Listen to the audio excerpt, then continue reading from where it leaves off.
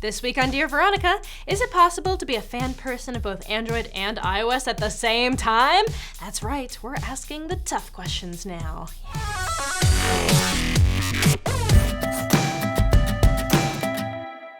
Welcome back to Dear Veronica, everyone. I'm your host, Veronica Belmont. Don't worry, we'll get to the aforementioned Android iOS questions shortly, but first, I wanted to answer one that's actually been plaguing me for a long time. At tnext30 wants to know, Dear Veronica, I hate silence while I work, so I usually listen to music or podcasts. Is one better to do than the other? I also have a hard time concentrating unless there's some kind of background noise going on.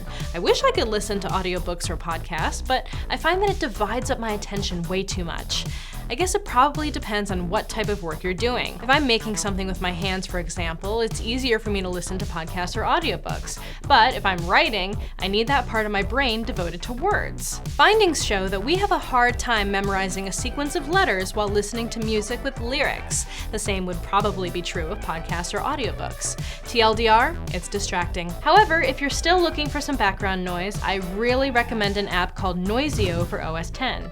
You can program it to play coffee house sounds, gentle waves, thunderstorms. It's basically an ambient noise generator. I looked on alternative2.net for some options for Windows, and there seems to be a few good ones there as well. Or, you could just go to a real cafe. Perhaps not an option for everyone, but it does help me at least. Oh, I made my own segue for the next question, kind of. Not that kind of segue, Brett. Idiot.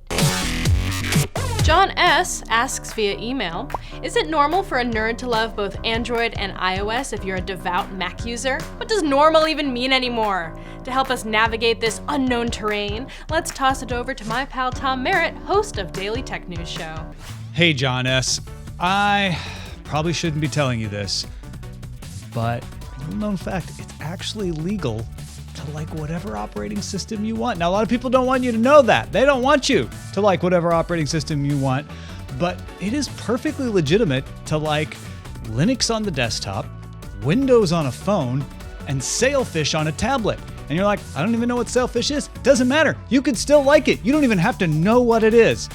In all seriousness, you should pick the operating system for whatever device you're using that gives you what you want. If that's multiple operating systems, if it's Android here and OS X there, that's absolutely fine. You do you. You do not have to stay within one company's ecosystem for all your devices. Anybody who tells you different is selling you something.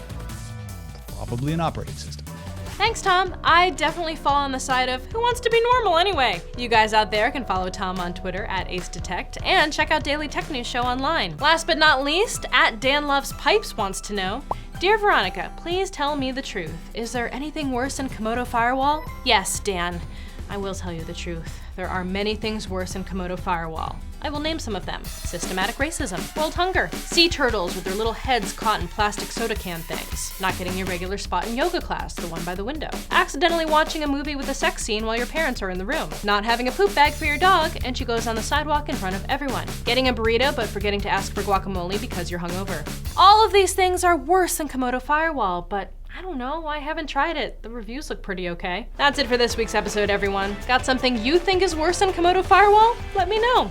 Send that and your questions to the hashtag Dear Veronica on Twitter, and I'll see you next week.